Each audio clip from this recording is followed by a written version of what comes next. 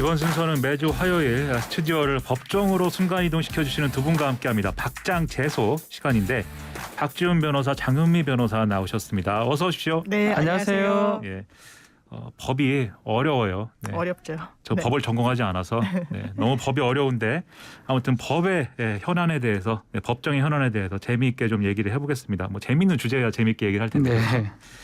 일단 오늘 뭐 네 가지의 주제인 것 같은데 일단 지난주 금요일에 조국 전 법무부 장관 내외의 입시비리 혐의 재판, 그렇죠. 이게 있었네요. 이 재판이 최근에 선고됐던 사건하고는 다른 거예요. 예. 지금 항소심이 사연됐던 정경심 교수 재판하고는 다른 거고, 요거는 주로 그 아들 관련된 부분이 큽니다. 그 인턴 했다라는 것, 업무방해죄, 그리고 뇌물수수, 그 부산 의전원이죠. 예. 공직윤리법. 요거 관련된 증거 위증 교사 이런 부분인데, 요번에 중요한 거는 업무방해 관련돼서 증인이 출석했는데 특히 인권센터 사무국장인 노모 교수에 대해서 증인 신문을 진행했던 게 지난 금요일 13일 날 재판의 주된 내용이었습니다. 예. 그러니까 이 재판의 주요 쟁점이 뭐였는지 장 변호사님이 좀 소개를 해주십시오. 네, 이 노모 교수는 전 서울대 공익인권법센터 이 사무국장 직책에 있었거든요. 예. 지금 조국 전 장관이 받는 혐의가 그 딸 말고 그 고등학생이던 아들을 서울대 공익인권법센터에서 실제로는 인턴 활동을 하지 않았는데 했다라고 가짜 인턴 활동 증명서를 발급받았다. 이 부분입니다. 예. 그래서 노모 교수 같은 경우에는 이 혐의와 관련해서 주요 증인으로 나와서 증언을 한 건데요. 일단 허위로 발급받았다고 검찰이 보는 문서는 두 개입니다. 하나는 인턴 활동을 하겠다는 예정증명서, 예. 그리고 하나는 실제로 인턴 활동을 했다는 그 증명서인데, 예. 일단 검찰 측 입장은 이 두 가지 문서가 다 위조가 됐다라는 거고, 실제로 이 노 교수는 나와서 이렇게 증언을 했습니다. 이 인권법 센터에서 내가 재직하는 동안 고등학생이 인턴십 과정을 밟은 적은 없었다. 그러니까 상당히 조 전 장관에게는 이제 좀 우호적이지 않게 불리하게 증언을 했고요. 또 여러 가지 구체적으로 뭐 이야기를 합니다. 실제로 뭐 여러 가지 구체적인 사안들에 대해서 조 전 장관이 언급하기도 했는데 그런 기억이 없다라고 이야기를 한다던가, 그리고 허위 인턴십 과정을 발급받는 데 있어서 한인섭 당시 센터장이 어떤 역할을 했는지에 대해서까지 언급을 해서 상당히 조 전 장관 측으로서는 그 딸뿐만 아니라 이 아들 허위 인턴십과 관련해서도 뭔가 불리한 판단을 받게 될 가능성이 좀 높아졌다고 진단할 수 있겠습니다. 그러니까 이제 고등학생의 인턴 활동 여부에 대해서 쭉 이제 얘기를 하는 뭐 그런 증언들이 있었던 건데. 그렇죠. 근데 언론 보도를 보니까 뭐 브라질 전통 무술인 뭐 네. 카포에라가 언급이 됐다. 저는 이 카포에라는 생소한 단어 아닙니까? 요게 아주 막 춤추듯이 하는 무예요. 저는 이거를 컴퓨터 게임으로 알고 저도 있는데 에디라고 뭐 아실 것 같은데. 네, 싸우는 게임이죠. 예, 저도 그게. 이거 아주 이거를 잘 다룹니다. 저는 할 줄은 모르지만 대단하십니다. 이걸로 뭐 지질 않는데. 대단하십니다. 예. 고시공부- 겉만 잘하시는 게 아니에요. 아니요, 고시공부할 때 예. 하도 이걸 많이 해가지고 아, 하여튼 이 카포에라가 지금 문제가 됐는데, 왜 그러냐면 예. 전혀 본 적이 없다고 해요. 노 교수 입장에서는 전혀 본 적도 없고 인턴 활동 지시한 적이 없다. 무슨 소리 하느냐 하니까 조 전 장관이 측에서 반대 신문을 하는 과정에서 예. 아니 카포에라 하는 거 얘기 나눴지 않느냐. 어떻게 당신이 카포에라 좋아하는지 그것을 우리가 어떻게 알겠느냐. 얘기를 했기 때문에 아는 거 아니냐라고 예. 반대 신문을 했고요. 예. 근데 이제 또 그렇게 얘기를 하니까 더 이제 노 교수 같은 경우는 이렇게 얘기합니다. 학교에서 자기가 카포에라 좋아하는 거는 꽤나 알려진 이야기이기 때문에 예. 그게 소문이 난 것 같고, 어쨌든 간에 고등학생하고 카포에라 얘기는 한 적이 없다라고 다시 또 반박을 한 그런 상황입니다. 그러니까 본인의 어떤 증언의 일관성 굉장히 강하게 지금 얘기를 하고 있는 그런 상황인 걸로 느껴지는데, 그러니까 이게 이제 인턴 활동을 실제로 이제 한 맥락 그런 것들이 있었느냐에 대한 이제 증언인 것 같고, 그렇죠. 그러면 인턴십 활동 예정 증명서 이게 이제 존재한다. 이것에 대해서는 어떻게 증언을 했습니까? 이 부분에 대해서도 상당히 좀 구체적으로 증언을 했는데요. 예. 이 인턴 예정 증명서라는 걸 당시에 한인섭 센터장이 본인에게 발급해달라고 했다. 그래서 보통 인턴 증명서를 발급하지 예정 증명서는 잘 발급하지 않잖아요. 예. 그래서 아마 학내에도 내부적으로 문서는 경력 증명서, 그러니까 인턴 증명서 양식은 있었나 봐요. 예. 그래서 이 인턴 증명서 양식에 예정이라고 문구만 좀 바꿔서 프린트를 해서 갖다 줬고 예. 이 부분을 하드카피본으로 그 당시에 키가 작지 않은 것으로 본인은 기억하는 한 여대생에게 건네줬다라는 예. 겁니다. 그러니까 실제로 여기에 부합하는 인턴십 활동은 없었지만 뭔가 해당하는 문건에 대해서는 부탁을 받고 건넸다라고 했으니 상당히 좀 구체적이라고 할 수가 있고요. 또 그렇다면 이 조 전 장관의 아들이 밟았다는 그 인턴십의 내용이 뭐냐, 뭐 학교 폭력과 관련해서 여러 가지 사례들을 연구하고 뭐 논문까지 쓰겠다는 그 한 달짜리 과정이었습니다. 예. 그런데 자기가 이 노 교수 같은 경우에는 자기가 법학 전공자지만 뭐 학교 폭력 이런 부분과는 상당히 좀 무관하기 때문에 만약에 학교 폭력과 관련한 논문을 쓰겠다는 고등학생이 왔다면 굉장히 특이한 케이스였고 그러면 본인이 기억을 못할 리가 없다. 그런데 본인 기억에는 이런 상황은 없었다. 이렇게까지 증언을 했습니다. 그러니까 이 노모 교수가 발급했다고 하는 그 전달했다고 하는 경력 증명서 이게 조국 전 장관 아들의 뭐 이런 관련해서 쓰인 것인지는 사실 이 내용으로는 모르는 거네요. 그렇습니다. 그러면. 예. 그러니까 이거 보도를 보니까 또 노모 교수 후임으로 또 이 네. 공인권법센터 사무국장으로 재직했다고 하는 김모 씨 얘기도 나오는데 뭐 증언을 거부했다 이렇게 써 있는데 이게 무슨 얘기죠? 나왔습니다. 재판에 이 김모 씨가 그 후임 사무국장인데 이 사람은 형사소송법 148조에 따라서 예. 이거 혹시나 얘기하면 자신이 공소제기를 받을 수가 있다. 아. 예컨대 공범이라든지 그래서 증언을 거부할 수 있도록 돼 있는데 그 조항에 근거해서 증언을 할 수 없다라고 해서 증언 거부를 행사했습니다. 그러니까 본인에게 불리한 부분이기 그렇죠. 때문에 결국 이제 인턴 활동을 했다는 건지 안 했다는 건지 재판 내용만 보면은 사실 이제 확실하게 이제 좀 확정하기가 어려운 부분들도 있는 것 같은데 두 분은 이제 이번 재판 어떻게 보십니까? 박준 변호사님 어떻게 보세요? 일단은 이 노 교수 증언이 중요할 것 같아요. 예. 이 사실관계를 인정함에 있어서는 재판부에서 노 교수의 증언대로 할 가능성이 높고요.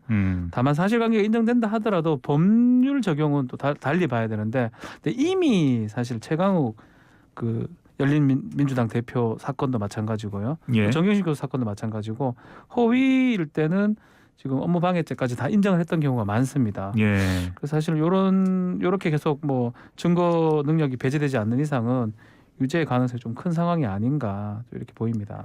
사실 저도 마찬가지 생각인데 예. 인턴 활동을 했다 안 했다. 그러니까 그런 사실관계가 있다 없다라고 했을 때 그 없다라는 분존재 사실은 증명을 할 수가 없습니다. 예전부터 뭐 중세에도 마녀의 증명이라고 해서 아닌 사실을 증명해봐라. 이것은 없거든요. 예. 그렇다면 이 피고인 측에서 인턴십 활동을 했다라는 증거를 제출하면 됩니다. 예. 한 달이라는 짧지 않은 기간 동안 인턴십을 실제로 했다면 이러저러한 어떤 근거들이 남아 있을 것이거든요. 예. 그런데 그렇지 않기 때문에 지금까지는 조금 재판은 불리하게 작용할 걸로 좀 보이는 부분이 있고 또 다른 재판, 뭐 최강욱 열린민주당 관련 그 대표 관련 재판이나 기타 등등의 사정을 살펴봤을 때 이게 과연 본인들이 다투는 대로 무죄로 나올 것인가에는 상당히 좀 물음표가 쳐지는 부분이 많습니다. 예, 두 분 다 이제 조국 전 장관 입장에서 보면은 좀 비관적인 상황이 일단은 펼쳐지고 있다. 네, 이렇게 진단을 하셨고요. 윤석열 전 검찰총장 장모 최 씨에 대한 재판도 열렸는데 이 장모 최 씨는 뭐 어떤 혐의를 지금 받고 있는지 박준 변호사님 설명해 주세요. 일단은 예. 징역 3년을 받았죠. 의료법인 부정수급 관련해서 예. 그것은 이제 형 진행 중인 상황이고 이건 2심 재판 중인 상황에서 요건은 다른 건입니다. 예. 뭐 동업 관계 하는 사람하고 통장 잔고를 한 340억 있다는 식으로 위조했던 혐의로 지금 기소가 됐습니다. 쉽게 말하면 뭐 사무소 위조 등등인데요. 예. 요 사건에 대해서 지난 12일 목요일 날 공판이 4차 공판이 열렸고 요것도 지금 동업 관계인 안모 씨가 법정에 출석해서 증언을 했던 걸로 보입니다. 예. 그래서 이것도 아마 어느 순간 되면 좀 결심으로 가는 상황이 아닌가 이렇게 보입니다. 그러니까 이제 뭔가를 위조했다 이런 느낌에서는 일단 위조는 나쁜 것 같은 기분인데 저는 법을 잘 모르니까 이제 드리는 말씀입니다. 근데 이제 보도를 보니까 동업자 안 씨는 잔고증명서 위조를 인정 안 했다 이렇게 얘기가 나오는데 지금 윤석열 전 총장 장모 최 씨는 또 위조를 인정했다 이렇게 보도가 되고 있어요. 이건 왜 그런 겁니까? 아, 그렇습니다. 이게 아마 부인을 하기 어려운 사정이 있기 때문에 윤석열 전 총장의 장모는 일단 자인을 하는 것 같은데 예. 아마 재판 전략을 이렇게 짠 것 같습니다. 장고 증명서를 위조한 건 인정하되 그 경위에 대해서 내 책임을 좀 적게 인정받는 쪽으로 가자라고 한 것 같아요. 그렇기 예. 때문에 이 동업자로 알려진 안모 씨도 같이 증인으로 부른 건데요. 이 사건의 어떤 개요는 347억 원을 예치했다는 거짓 은행 잔고 증명서를 만드는 겁니다. 그렇다면 이걸 왜 만들었을까? 그 경위와 관련해서 윤석열 전 총장의 장모 입장은 예. 이 안모 씨가 나한테 땅을 사기 위해서 이 당시에 성남의 도촌동에 토지 일대를 사려고 계획하고 있었거든요. 예. 그런데 그냥 사게 되면 너무나 많은 자금이 들어가게 되니까 그 당시에 이 땅을 관리하고 있던 캠코, 그러니까 한국자산관리공사에 우리의 재력을 한번 보여주자. 그래서 이른바 좀 낙찰 형식이지만 사실상 수의 계약을 맺어서 싸게 이 땅을 사보자. 예. 그러기 위해서는 잔고 증명원이 필요하다. 안 씨가 그렇게 이야기를 해서 내가 어쩔 수 없이 잔고 증명원을 그 허위로 만들게 됐고 사실 안 씨는 내게 제안하기를 이것은 캠코 관계자에게 슬쩍 보여주고 말 예. 거다. 이걸 어디에 정말 전격적으로 쓰는 건 아니라고 해서 이 안 씨를 믿고 내가 허위 증명서를 만들었다라는 게 지금 장모 측의 입장인데 안 씨는 법정에 나와서 그런 사실 없다. 내가 위조를 부탁하거나 요구하거나 뭐 제시하겠다고 이야기한 적은 없다라고 전혀 상반되는 주장을 내놓은 겁니다. 그 안모 씨가 자산관리공사를 한번 속여보자 이렇게 해가지고 위조를 하자 이렇게 얘기를 했고 그랬다는 거죠. 이 최모 씨는 위조할 만한 것 같다라고 생각해서 동의했지만 이렇게까지 될지는 몰랐다 뭐 이런 얘기를 하고 있는 거예요. 맞습니다. 그러면. 그렇죠. 이 건도 뭐 사실 비슷한 것 같아요. 결국 안 씨는 인정하지 않았는데 최 씨는 인정한 꼴이 됐습니다. 예. 본인은 자백을 했는데 내가 주도한 게 아니다라는 이런 식으로 자백이 된 것 같은데 결국은 본인한테 불리하게 작용할 가능성이 높아 보입니다. 이런 가운데 이 장모 최 씨는 또 보석 신청을 했다. 그렇죠. 예, 요양급여 부정수급 징역 3년 실형을 받았는데 2심 네. 진행 중에 지금 재판하다가 지금 지난 13일 날 보석해달라고 청구를 했습니다. 이유는 뭐냐면 75세 노인이다. 원래 75세 이상은 보석 아니면 뭐 구속하지 않는 게 형사소송법 규정이 있습니다. 그렇군요. 거기에다가 뭐 도주나 증거 우려가 없다라고 하면서 지금 얘기를 했는데 아마 뭐 받아들여지긴 좀 어렵다. 왜냐하면 실형도 실형이지만 재판이 몇 개 걸려 있거든요. 네. 그래서 쉽지는 않을 것 같다는 생각이 듭니다. 쉽지 않다. 결국 이제 잔고증명서 위조 혐의를 어떻게 그렇죠. 판단해야 되느냐. 지금 이제 증언대로 하면은 뭐 엇갈리는 부분도 있지만 대체적으로 이제 뭐 어떤 사건인지는 뭐 대체적으로 파악이 되는 것 같은데 뭐 어떻게 보십니까? 장 변호사는 어떻게 보세요? 사실 위조했다라는 사실 자체는 부인하고 있지 않기 때문에 윤석열 전 총장의 장모가요.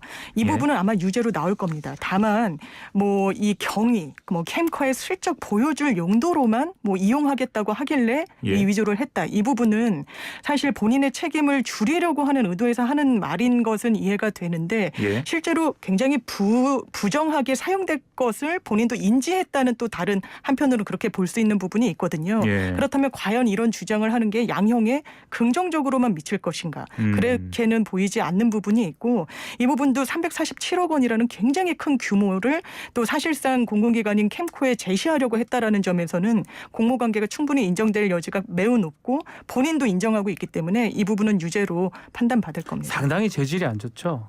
사실은 위조죄가 뭐 얼마를 위조했냐 이거에 법정형이 달라지진 않습니다. 양형이. 그렇지만 이거를 통해서 얻고자 하는 이익이 상당히 컸고요.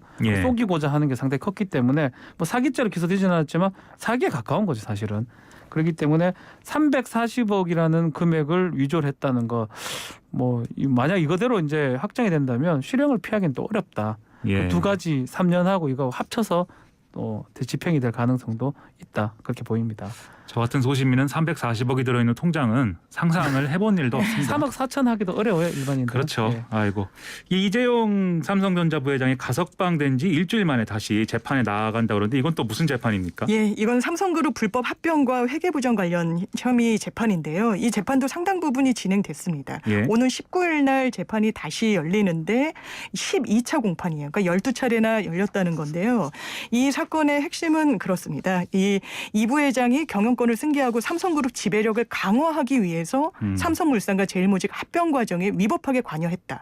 지금 본인은 위법하게 관여한 사실이 없다라는 취지로 이 재판에서 다투고 있는데 검찰이 압수수색 과정에서 프로젝트 G라는 문건을 이제 압수를 하게 됩니다. 예. 거기에 보면 사실상 이 부회장의 이 회사 조직 내 경영권을 사실상 상승시키는 그런 과정이 착착착착 나와 있기 때문에 그렇다면 이것이 이 부회장의 어떤 허가 내지는 허용 없이 이루어질 수 있었겠느냐라는 예. 부분에 이제 검찰은 공소유지를 하고 있는 부분이고요. 사실상 굉장히 쟁점이 많고 복잡한 사건이기 때문에 이런 경우에 재판부는 하루 날을 그냥 내어줍니다. 그러니까 일주일에 이 요일은 이 재판만 한다라고 예. 해서 싹 비워두는 건데 이 재판이 바로 그런 경우인데요. 이 매주 목요일을 9월 16일까지 공판기일로 지정을 했습니다. 그리고 공판 준비기일은 끝났기 때문에 예. 매주 목요일 이 재판마다 이 부회장이 출석해야 되는 그런 상황입니다. 이 사건은 기사를 몇 번 읽어도 사실 전체적인 그림이 뭐 이렇게 명확하게 디테일하게 이해는 잘 안 돼요. 너무 이 복잡한. 상당히 어렵죠. 사실은 저도 상법을 전공을 해서 아, 이걸 좀 예. 알아야 되는데 음. 몇 번 봐도 잘 모르고 사실 재판하는 사람들 물어봐도 예. 상당히 쟁점이 많기 때문에 실제로 검사들도 힘들고 아. 변호하는 측도 상당히 어렵다라는 얘기가 있습니다. 검사도 변호사도 판사도 어려운 사건을 그렇죠. 제가 시사평론가가 지금 얘기하고 있는데 원래는 뭐 프로포폴 불법 취약 혐의에 대한 네. 재판이 진행될 예정이었다고 하는데 이게 재판이 어려워가지고 바뀐 건가요? 요거는 사실은 이 사건은 어렵진 않아요. 네. 마약류 관리법 위반인데 프로포폴이 항정신성 의약품입니다. 의사의 처방 없이 투약했을 때 처벌이 되는 그런 상황인데 원래 처방 없이 뭐 오남용으로 투약이 됐다는 사실이 인정됐고 예. 원래 구약식 그냥 서면으로 재판을 하려 하다가 법원이 직권으로 지금 재판을 열게 된 거거든요. 예. 뭐 오래 걸리진 않을 것 같습니다. 다만 시간이 겹치다 보니까 이번 예. 재판 말고 9월 7일 날 첫 재판을 하자라고 지금 변경을 했고요. 그래서 하게 되면 아마도 한 1회, 2회 정도, 뭐 많아도 3회 정도에 이 재판은 마무리가 될 것으로 보입니다. 그 이재용 부회장이 가석방 될 때는 뭐 여러 가지 경제적인 사정이나 뭐 이런 것도 고려를 했고 뭐 여러 가지 설명들이 있었는데 재판 받다 보면은 뭐 다른 걸 할 겨를도 없어 보여요. 지금 재판이 너무 많고 지금 앞서 말씀하셨듯이 뭐 매주 가야 되고 거기다가 재판 결과가 나오면은 다시 또 수감될 수도 있는 거 아닙니까? 그런 건가요? 그럼 가석방은 어떻게 되는 실제로 건가요? 가석방 실효라는 게 있어요. 예. 재판하는 도중에 뭐 금고 이상의 형, 그러니까 집행유예나 그 이상의 형이 나와버리면 지금 가석방 됐던 게 없어지고 새로 살아야 되는 상황이 생길 수가 있습니다. 예. 그러다 보니까 가장 문제되는 게 뭐 프로포폴리 투약 같은 경우는 벌금형의 가능성이 높아 보이고요. 예. 실제로 구형을 1,000만 원 벌금을 했던 거 보면 예. 근데 문제는 이제 이 불법 승계 부분인데 예. 이 사건은 이 가석방 남은 기간 동안 될 가능성이 거의 없습니다.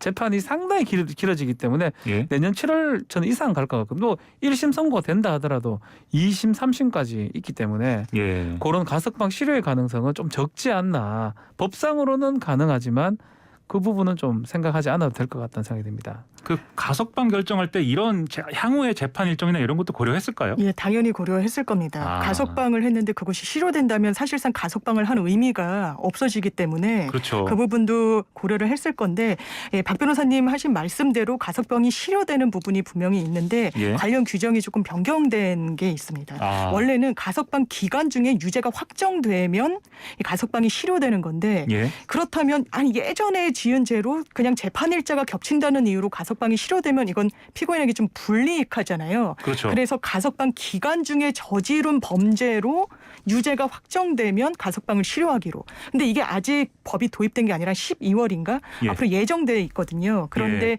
지금 이 부회장 같은 경우에는 너무 쟁점이 복잡한 재판이 진행 중이기 때문에 이 12월 안에 끝마쳐질 가능성은 상당히 낮고 그렇다면 가석방이 실효될 위기에 처할 가능은 좀 낮다. 뭐 법무부도 이와 관련해서 뭐 유사한 입장을 내놓기는 했습니다. 그래서 상당히 좀 법리적인 부분이긴 한데 예. 아마 이런 부분까지 고려해서 가석방이라는 조치를 내린 게 아닌가라고 저 개인적으로 생각하고 있습니다. 계속 뭐 특혜 논란 뭐 이런 게 이어지는 뭐 그런 상황이었는데 아무튼 복잡합니다 이게.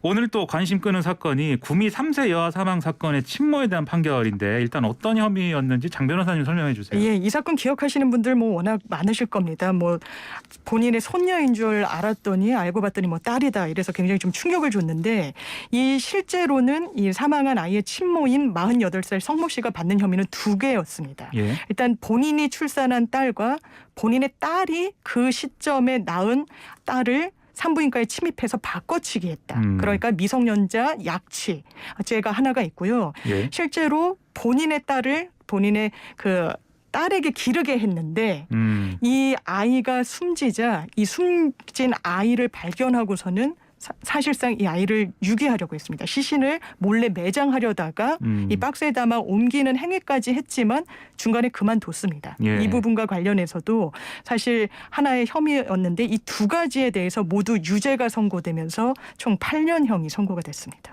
이제 유무죄도 유무죄인데 네. 이게 사건의 실질적인 내용이나 이런 거에 대해서 상당히 이제 의문이 많이 제기가 됐고 그렇죠. 그래서 많이 관심들이 있을 텐데 혹시 재판에서 뭐 이런 내용이 이제 나왔나요? 끝까지 내가 낳은 딸이 아니다라고 아. 석 씨가 예. 계속적으로 최후 진술까지 얘기를 했고요. 아니라고 얘기했고 변호인 측에서는 키메라 증후군이라고 있습니다. DNA가 섞여 있을 가능성 예. 그것까지 언급을 하면서 근데 이제 사실은 99.99999%라는 거는 100%라는 거거든요. 그렇죠. 그 예. 과학적 증거를 배척하기에는 어려웠고 뭐 그렇다고 하더라도 법원에서 그 99.999 DNA 일치 5번 하긴 했는데요. 그것만 아니라 정황 증거 여러 가지를 봤어요. 특히 지금 딸하고 그 우리 고등학교 때 중학교 때 배웠던 AOAA 뭐 혈액형 네. 그걸 봤을 때는 지금 석 씨 딸일 수밖에 없는 상황이다. 그런 것까지 이제 지금 딸하고는 관계가 없다라고 재판부 봐서 이 정황적으로 봤을 때는 그 나왔을 때 그때 바꿔치기 할 가능성이 높다. 바꿔치기 한 것만 범죄가 돼가지고 예. 미성년자 약취유인죄가 되는 거거든요. 예. 그래서 그거 합쳐서 뭐 살인의 가능성도 있는데 그거는 좀 입증된 바가 없기 때문에 손녀는 지금 손녀이자 딸의 딸 좀 헷갈리는데요. 그렇죠. 지금 너무 헷갈립니다. 바뀌어가지고 네. 네. 손녀이자 딸의 딸입니다. 딸의 딸은 지금 없습니다. 어디 있는지도 몰라요. 아이고. 그냥 약취 그 아이에 대한 약취유인죄만 좀 성립해서 8년형을 선고를 했습니다. 그러니까 이 사건 내용이 이렇다 보니까 혐의에 대해서 8년형 나온 거 너무 적지 않냐 뭐 이런 비판도 있는 것 같아요. 두 분 뭐 어떻게 생각하십니까? 장 변호사님 어떻게 생각하세요? 저는 8년형이 뭐 적다고는 생각되지는 않습니까? 좀 중형을 선고받은 건 맞는 것 같습니다. 예. 그런데 아까 박 변호사님 말씀 주신 것처럼 이게 살인죄로까지 사실상 인정이 됐으면 훨씬 중한 형을 선고받았을 텐데 예. 지금 사라진 그 아이 그러니까 석 씨의 손녀는 행방이 묘연하거든요. 예. 그렇기 때문에 실제로 뭐 살인행위가 있었는지 사망했는지 여부가 전혀 밝혀지지가 않았습니다. 아마 뭐 항소심 과정에서도 밝혀질 수 있을지는 모르겠으나 뭐 수사가 그거와 관련해서 진행되고 있지는 않아서 아마 항소심에서도 동일한 법적 쟁점으로 다투게 될 것 같은데요. 이런 부분을 감안했을 때 아마 적절한 형을 재판부가 고심해서 내린 것 같다는 생각이 듭니다. 지금 이 아이를 방치해서 네. 숨지게 한 언니 김 씨는 징역 20년형을 받았다고 하는데 여기는 뭐 살인입니다. 아 살인. 뭐 다른 범죄도 있지만 살인의 아동복지법에 뭐 영유아보호법에 여러 가지 법 위반이고 가장 중한 형은 아이를 죽인 혐의죠. 예. 자기 딸은 아니지만 결국은 이제 동생을 죽인 택이 돼버렸는데 어쨌든 간에 죽인 살인죄가 적용돼서 20년형이 선고된 것입니다. 이건 20년형 나오는 게 맞습니까? 저는 20년형. 왜냐하면 맞죠. 아이를 방치하면 분명히 사망할 죽는데. 거라는 걸 인지했으면서도 방치했기 예. 때문에 이것은 예전 같으면 뭐 아동학대 치사 등등으로 기소했지만 훨씬 더 엄벌에 처해야 된다는 어떤 여론 기타 등등을 고려해서 요즘은 살인죄로 기소를 많이 하고 죽어도 있습니다. 뭐 상관없다라는 인식이에요. 미필적 고의라고 얘기하는데 음. 그런 고의성이 인정됐기 때문에 살인죄고요. 예. 실제로 더 형이 나와도 할 말이 없을 겁니다. 지금은 범죄가 추가가 됐어요. 아동학대 살해죄라고 더 있는데 이 사건이 일어날 때는 그게 없었기 때문에 단순 살인죄만 적용된 것입니다. 지금까지 이 사건 놓고 여러 가지 얘기, 여러 가지 추측 뭐 황당한 얘기 많이 나왔는데 좀 재판 결과 나오면 어느 정도 정리가 되지 않을까 또 싶었는데 사실 그렇게 명쾌한 건 또 아닌 것 같기도 정리된 건 하고. 없습니다. 예. 여러 가지 씁쓸한 기분입니다. 아무튼 뭐 오늘 말씀 여기까지 듣겠습니다. 고맙습니다. 네, 감사합니다. 감사합니다. 지금까지 박지훈 변호사, 장은미 변호사 두 분과 함께했습니다.